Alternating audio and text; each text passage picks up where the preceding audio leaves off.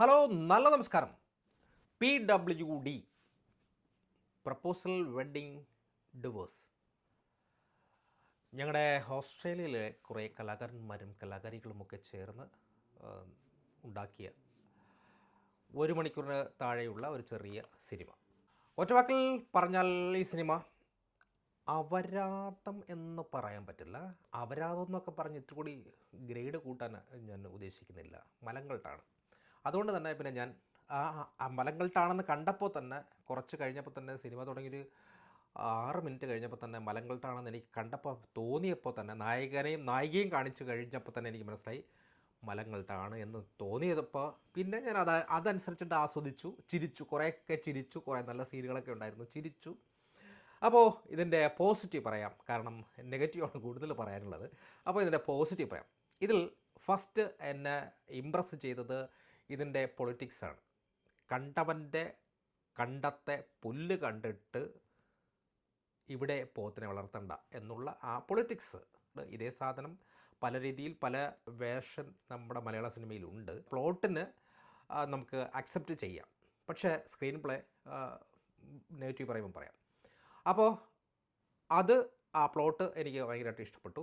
പിന്നെ അത് കഴിഞ്ഞിട്ട് ഇതിൻ്റെ പോസിറ്റീവ് എന്ന് പറയുന്നത് ക്യാമറയിൽ നല്ലൊരു സീൻ, എനിക്ക് ഇഷ്ടപ്പെട്ട ഒരു നല്ലൊരു സീന്, 2-3 സീനുണ്ട്. അത് ഒന്ന് മിറർ സീന്, 2 സീന്, അത് നല്ല രസമുള്ളതായിട്ട് തോന്നി.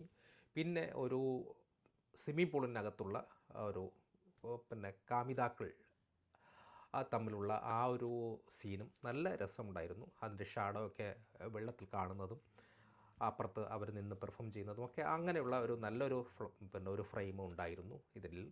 പിന്നെ ഉണ്ടായിരുന്നതെന്ന് പറയുന്നത് ഇതിലെ പാട്ടിലെ ഡാൻസ് നല്ല ഗ്രേസുള്ള ഒരു ഡാൻസായിരുന്നു. നല്ല രീതിക്ക് തന്നെ നായിക ഐലിൻ അത് നന്നായിട്ട് തന്നെ പെർഫോം ചെയ്തിട്ടുണ്ട്. ഇതാണ് ഇതിൻ്റെ പോസിറ്റീവായിട്ട് എനിക്ക് തോന്നിയിട്ടുള്ളത്. ഇനി ഇതിൻ്റെ നെഗറ്റീവ് പറയുമ്പോൾ എനിക്കറിയുന്ന ആൾക്കാരൊക്കെയാണ് ഇതിലൊക്കെ അഭിനയിച്ചിട്ടുള്ളത്, അതുകൊണ്ടാണ് ഇത് പറയുന്നത്. ഇതിൻ്റെ ആദ്യത്തെ നെഗറ്റീവ് എന്ന് പറയുന്നത് എല്ലാ ആക്ടേഴ്സിനും കൈ എന്ന് പറയുന്നത് ഒരു വലിയ ബാധ്യതയായി മാറിയിട്ടുണ്ട്. ഇതിൽ ബാധ്യത ആകാതെ പോയത് എന്ന് പറയുന്നത് ആകപ്പാടെ ബാധ്യതയാകാതെ പോയത് ഒരു കൊച്ചുകുട്ടിയുണ്ട്. ആ ഒരു കൊച്ചുകുട്ടിക്ക് മാത്രമാണ് കൈ ഒരു ബാധ്യത അല്ലാതെ ഇരുന്നത്. അല്പമെങ്കിലും കൈ ബാധ്യത അല്ലാതെ പോയത് പിന്നെ ഐലിൻ എന്ന് പറയുന്ന കഥാപാത്രത്തിന് മാത്രമാണ്. അതോടൊപ്പം തന്നെ ഐലിൻ്റെ അച്ഛൻ റോൾ ചെയ്ത അയാളുടെ കൈയും വലിയ ബാധ്യതയില്ലാതെ, അയാളുടെ ഷോട്ടുകളെല്ലാം തന്നെ ഹാഫ് ഷോട്ടാണ്. ഇപ്പോൾ എൻ്റെ സ്ക്രീനിൽ കാണുന്നത് പോലെ ഹാഫ് ഷോട്ട് ആയതുകൊണ്ട് തന്നെ പുള്ളിക്കാരൻ്റെ കൈയും വലിയൊരു ബാധ്യതയായിട്ട് വന്നിട്ടില്ല. ബാക്കി എല്ലാവർക്കും കൈ വലിയൊരു ബാധ്യതയായിരുന്നു. എല്ലാ ആക്ടേഴ്സിനും പെണ്ണിനും ആണിനും എല്ലാവർക്കും കൈ ഒരു ബാധ്യതയായിട്ട് മാറിയിട്ടുണ്ട്. അത് എന്തുകൊണ്ടാണ് എന്ന് ഞാൻ സിനിമ കണ്ടു കഴിഞ്ഞ് പുറത്തു വന്നപ്പോഴാണ് എനിക്ക് മനസ്സിലായത് എന്തുകൊണ്ടാണ് കൈ ഇപ്പോൾ എല്ലാവർക്കും ഒരു ബാധ്യതയായത്. ഇതിൻ്റെ ഡയറക്ടറാണ്, ഇതിൻ്റെ നായകൻ. ഡയറക്ടർ കാണിച്ചു കൊടുക്കുന്നതും അവരും ബാക്കിയുള്ള ആക്ടേഴ്സും അത് പിന്നെ കണ്ടിന്യൂ ചെയ്തു എന്നുള്ളത് മാത്രമാണ് ഇതിൻ്റെ ഒരു സംഭവം. ആവശ്യമില്ലാതെ എല്ലായിടത്തും കൈ ഹാഫ് ഷോട്ടിൽ പോലും ഇപ്പോൾ ഞാൻ ഒന്ന് കാണിക്കുകയാണ്. നമ്മൾ പറയുന്നത് ഇങ്ങനെയൊക്കെ ആണല്ലോ, അങ്ങനെ വന്നപ്പോൾ ഇങ്ങനെ വന്നല്ലോ. ഇപ്പോൾ എൻ്റെ കൈ ഇടയ്ക്ക് വന്ന് കയറി പൊങ്ങിത്താന്ന് പോകുന്നില്ലേ, അതേപോലെ ഈ ഹാഫ് ഷോട്ടിൽ വെറുതെ കൈയെടുത്ത് ഇങ്ങനെ കാണിക്കുകയാണ്. എന്തിനോ ഇങ്ങനെയൊക്കെ എടുത്ത് കാണിക്കുകയാണ്. എന്തിനാണ് കൈ എടുത്ത് ഇങ്ങനെയൊക്കെ കാണിക്കുന്നത്? ഹാഫ് ഷോട്ടല്ലേ, അപ്പോൾ ഇത്രയും ഭാഗമല്ലേ കാണത്തുള്ളൂ, ഇതിൻ്റെ മേഖലയിലേ കാണത്തുള്ളൂ.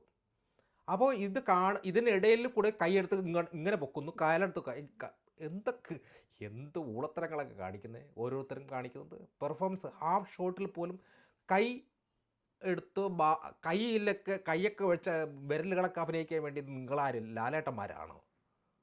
ലാലേട്ടന്മാർക്ക് പഠിക്കുകയാണോ? എന്താണോ കാണിച്ചിരിക്കുന്നത്?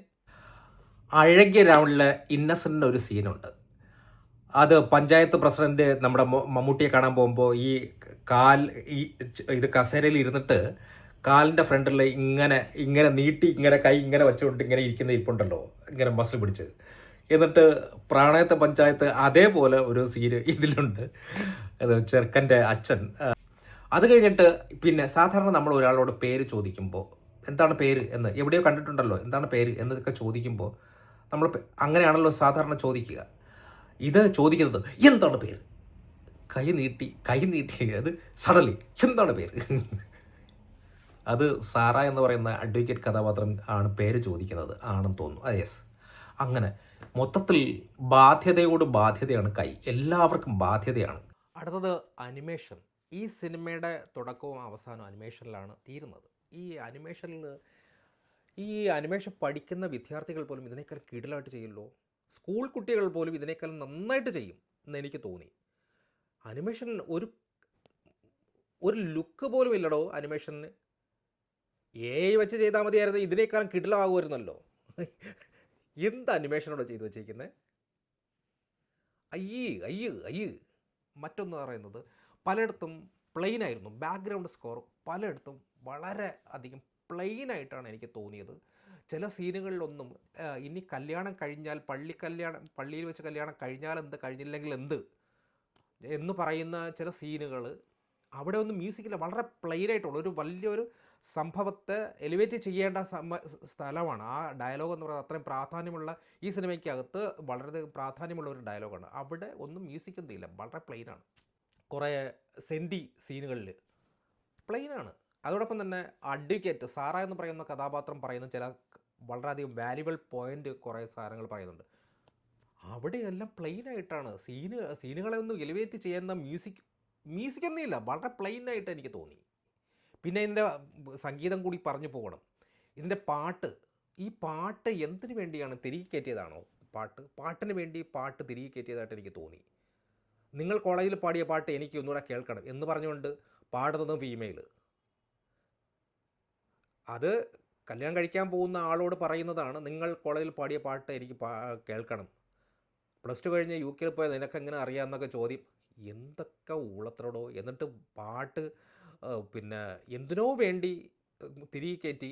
ആ പാട്ട് വച്ചപ്പോൾ തന്നെ അയലിൻ്റെ ബാക്ക് സ്റ്റോറിയൊക്കെ ഒന്ന് ഡീറ്റെയിൽ ആയിട്ട് പറഞ്ഞിരുന്നുവെങ്കിൽ സ്വല്പം കൂടി കൺവിൻസിങ് ആകുമായിരുന്നു ഈ സ്റ്റോറി എന്നെനിക്ക് തോന്നി. പക്ഷേ അപ്പോഴും ആ പാട്ടിൽ ആവശ്യമില്ലാതെ ഡപ്പാങ്കുത്തും ഇതൊക്കെ വലിച്ച് കയറ്റി. ആ പാട്ടിൻ്റെ ആവശ്യമില്ല അവിടെ. പാട്ടിൻ്റെ ആവശ്യം എന്തിനാണ്? ഈ സിനിമയുടെ ലെന്ത് കൂട്ടാൻ വേണ്ടിയുള്ള ഒരു സാധനം മാത്രമായിട്ടാണ്. അല്ലെങ്കിൽ സിനിമയ്ക്ക് പാട്ട്, സ്റ്റണ്ട്, പിന്നെ അങ്ങനെയുള്ള സാധനങ്ങളൊക്കെ വേണമെന്ന ചേരുവയ്ക്ക് വേണ്ടി മാത്രം ചേർത്തതായിട്ടാണ് എനിക്ക് പാട്ട് പോലും ഫീൽ ചെയ്തത്. അതിൻ്റെ ആവശ്യം, അല്ലെങ്കിൽ ആ സ്റ്റോറിയെ ഡെവലപ്പ് ചെയ്യാൻ വേണ്ടിയാണ് പാട്ട് കയറ്റിയതെങ്കിൽ ഓക്കെയാണ്. അതുകൊണ്ട് തന്നെ പശ്ചാത്തല സംഗീതവും വേസ്റ്റ് എന്ന് തന്നെ ഞാൻ പറയും. ഒരു സീനിനെ പോലും പശ്ചാത്തല സംഗീതം അതിന് സപ്പോർട്ട് ചെയ്തിട്ടില്ല എന്നുള്ളതാണ് സത്യം. ഇനി അടുത്തത് എഡിറ്റിങ്ങിനെ കുറിച്ച് പറയുമ്പോൾ, എഡിറ്റ് ചെയ്ത് കത്രിക വച്ച് ഇതിനെ കച്ചടയാക്കിയെന്നേ. ഒരു ഫേസ് ടു ഫേസ് ആൾക്കാരിൽ നിന്ന് സംസാരിക്കുന്ന ഒരു സാധനത്തെ അഡ്വക്കേറ്റ് ഇവിടെ അടുത്തത് 2 പേർ ഇപ്പുറത്ത്, പോലീസ് ഉദ്യോഗസ്ഥനും പിന്നെ ടോണിയും, അടുത്ത ഇങ്ങനെയൊക്കെ സീൻ ചെയ്തിട്ട് അതിന് ബാക്ക്ഗ്രൗണ്ട് സ്കോറും ചെയ്തിട്ട് എന്ത് എഡിറ്റിംഗ് ആണോ കാണിച്ചു വച്ചിരിക്കുന്നത്. അതോടൊപ്പം തന്നെ പിന്നെയും വേറൊരു സാധനമുണ്ട്. 2 പേര്, പെണ്ണും ചെറുക്കനും കൂടി സംസാരിക്കുന്നതാണ്, അതും ഫേസ് ടു ഫേസ് ആണ്. അതിനെ സ്ക്രീനിന് സെൻട്രലിൽ കറുത്ത മാർക്കിട്ട് 2 പേരും ഫേസ് ടു ഫേസ് ഇങ്ങനെ മുഖത്തോട് മുഖം ഇങ്ങനെ സംസാരിക്കുന്നത്. അതിൻ്റെ ഇടയിൽ ഒരു വര, 2 ഷോട്ട് ഒരുമിച്ച് സ്ക്രീനിൽ ജോയിൻ ചെയ്യിപ്പിച്ച. ഇതൊക്കെ എഡിറ്റിംഗ് ആണോ? ഇതൊക്കെ പണ്ട് ബ്ലാക്ക് ആൻഡ് വൈറ്റ് സിനിമയിലൊക്കെ ചെയ്ത എഡിറ്റിംഗ് ആണ്. ഈ സാധനങ്ങൾ ആവശ്യമുണ്ട്, ഈ കാലഘട്ടത്തിൽ ആവശ്യമുണ്ട്. പക്ഷേ അത് 2 സ്ഥലത്ത് നടക്കുന്ന കാര്യങ്ങൾ പിന്നെ പ്രേക്ഷകന് ഒരേ സമയത്ത് കാണാൻ വേണ്ടിയുള്ള ചില സാധനങ്ങൾക്ക് വേണ്ടിയാണ് ഏറ്റവും കൂടുതൽ ഇത് ഉപയോഗിക്കുക. ഇത് 2 ആൾക്കാർ ഫേസ് ടു ഫേസ് നിന്ന് സംസാരിക്കുന്ന കാര്യത്തെ ലോങ് ഷോട്ടായിട്ട് എടുക്കുക, അല്ലെങ്കിൽ ബാക്ക് ടു ബാക്ക് ആയിട്ട് എടുക്കുക, അങ്ങനെയൊക്കെയാണ് എടുക്കേണ്ടത് ഷോട്ട്. അതല്ലാതെ ഈ 2 പേരുടെയും ഫ്രണ്ടിൽ കൊണ്ട് 2 ക്യാമറ എടുത്ത് വെച്ചിട്ട് എന്നിട്ട് അത് 2ഉം കൂടി ഒരുമിച്ച് ജോയിൻ ചെയ്യുന്ന ഈ പരിപാടി ഉണ്ടല്ലോ, എഡിറ്റിങ്ങിനെ ഒന്നും പറയുന്നില്ല. അത് എവനായിരുന്നാലും ആ എഡിറ്റിങ്ങൊക്കെ വെറും കച്ചടയാണ്. ഈ കാമിതാക്കളുടെ സ്റ്റോറിക്ക് ഒരു കണ്ടിന്യൂഷൻ ഇല്ല. ഇവർ അവിടെ നിന്ന് ഇവിടെ നിന്നും അത് എഡിറ്റ് ചെയ്ത് കച്ചടയാക്കിയിട്ടുണ്ട്. ആ കാര്യം സ്റ്റോറി ബോർഡുമായിട്ട് വച്ച് നോക്കിയാൽ നിങ്ങൾക്കത് മനസ്സിലാകും. ഇതിൻ്റെ അണിയറ പ്രവർത്തകർ അത് മനസ്സിലാകും. ഇതിൻ്റെ കണ്ടിന്യൂഷൻ ഇല്ല. ഇതിനിടയിൽ ഇവിടെ പിന്നെ പെണ്ണിൻ്റെ വീട്ടുകാർ, പിന്നെ ചെറുക്കൻ്റെ വീട്ടുകാരുടെ ബാക്കിയുള്ള സംഭാഷണങ്ങളൊക്കെ എല്ലാം കൂടെ ചേർത്ത് കൊണ്ടുവന്നു ബ്ലെൻഡ് ചെയ്യാൻ ശ്രമിച്ചിട്ടുണ്ട്. ഇവരുടെ കാമിതാക്കളുടെ ഒരു സൈഡും ഇവരുടെ പാരൻസിൻ്റെ ഇതും ഇതിനെ ബ്ലെൻഡ് ചെയ്ത് കൊണ്ടുപോകാനാണ് ശ്രമിച്ചിട്ടുള്ളത് എഡിറ്റർ. പക്ഷേ ഉള്ളൊരു പ്രശ്നം എന്ന് വെച്ചാൽ ഇവരുടെ സംഭാഷണങ്ങൾക്ക് അല്ലെങ്കിൽ ഡയലോഗുകൾക്ക് ഈ ഇതുമായിട്ട് ഇതിൻ്റെ കണ്ടിന്യൂഷൻ ഇല്ല. പെട്ടെന്ന് കല്യാണം കഴിക്കണോ കഴിക്കണ്ടയോ, വേണമോ വേണ്ടയോ, ചെയ്യണ്ടേ, അത് കഴിഞ്ഞിട്ട് പെട്ടെന്ന് നായിക കരയുന്നു. സുഹൃത്തുക്കളെ, നായിക കരയാണ്. എന്തിനാണ് നായിക കരഞ്ഞതെന്ന് എനിക്ക് മനസ്സിലാകുന്നില്ല. എന്നിട്ട് കലണ്ടറിൽ നോക്കി കാലത്തെ നിശ്ചയിക്കപ്പെടുന്ന ഒരു അത്രയും വലിയ അപരാധികളാണോ 90 കിഡ്സ്? എന്തിൻ്റെ പേരിലായിരുന്നാലും കലണ്ടറിൽ നോക്കി കാലം മാറിയെന്ന് തെളിയിക്കേണ്ട ഒരു ഗതികേടാണോ മനുഷ്യനുള്ളത്? മനുഷ്യന് ഒരുപാട് സ്വാർത്ഥതകളുണ്ടാകാം, ഓക്കെ, പക്ഷെ അത്രയും ഗതികെട്ടവരാണോ പുരുഷന്മാർ? അത് തിരക്കഥയുടെ കണ്ടിന്യൂഷൻ അല്ലെങ്കിൽ കഥയുടെ കണ്ടിന്യൂഷനായിട്ട് അത് പോകുന്നില്ല. ഇവർ സംസാരിക്കുന്നത് കഥയുമായിട്ട് ബ്ലെൻഡായി പോകുന്നില്ലെന്നേ.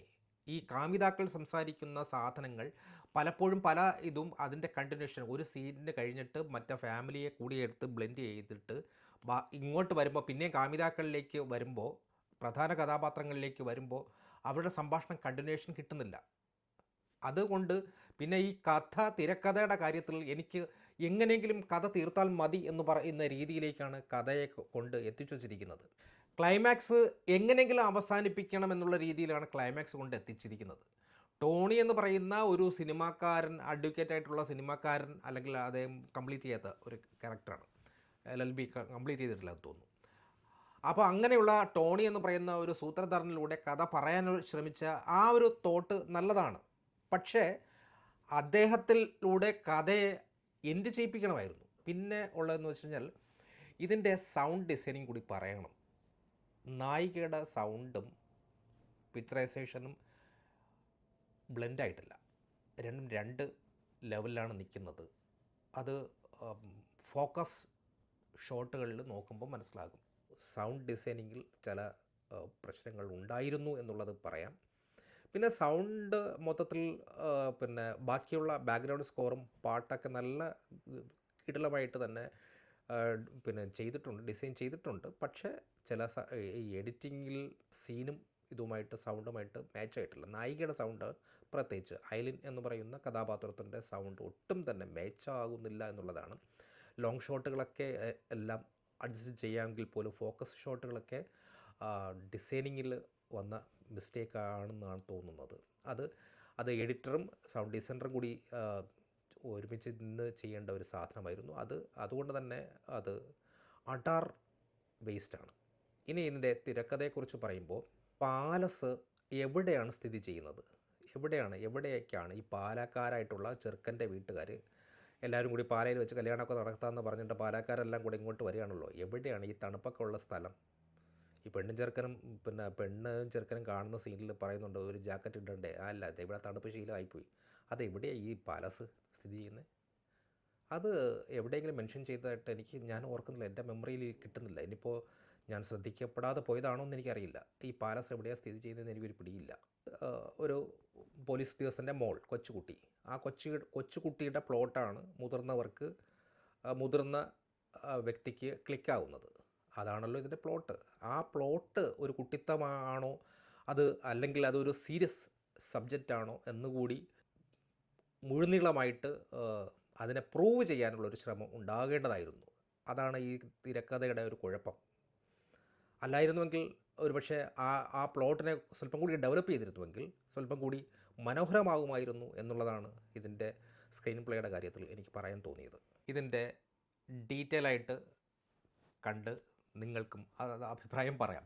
ഒരു പ്രശ്നമില്ല. ഞാൻ പറഞ്ഞതിൽ എന്തെങ്കിലുമൊക്കെ സത്യമുണ്ടോ, അതോ ഇവൻ കുറ്റം പറയാൻ വേണ്ടി മാത്രമാണോ റിവ്യൂ ചെയ്യുന്നത് എന്നൊക്കെ ചിലർക്കൊക്കെ തോന്നിയിട്ടുണ്ട്. ഇവിടെയുള്ള ചിലർക്കൊക്കെ തോന്നിയിട്ടുണ്ട്. എന്തായിരുന്നാലും OTTയിൽ വരുമ്പോൾ സമയമുണ്ടെങ്കിൽ കാണാം.